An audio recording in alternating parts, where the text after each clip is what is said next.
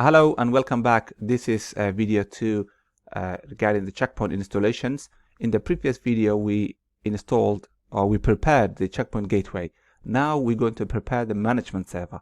We do the same process and we're using the same image for R81.10. So if we go to File, New Virtual Machine, and then go the same process, point to where the image is, it's right here. It remembers from the previous installation.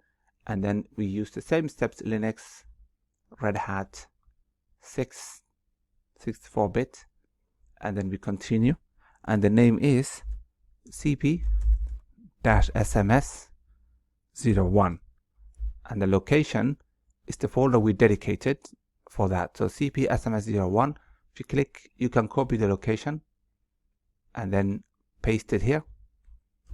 As we said, otherwise it will install it in the default VMware workstation folders, and we don't want that. We have a dedicated location for that, so we say next, and here we increase to 150 gigabytes. And as I said again in the previous video, it won't take that chunk from your disk.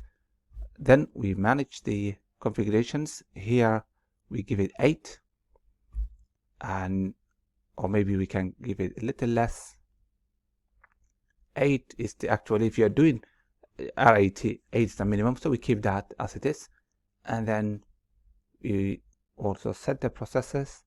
Then the first interface will be, here's the management server, and it's connected to the inside network, which is VMnet 1, and it has only one adapter, but we change it to the correct VLAN, VMnet 1. Again, we don't need the sound card or the printer card. Then we remove both, printer driver I mean, and then that machine is ready for us.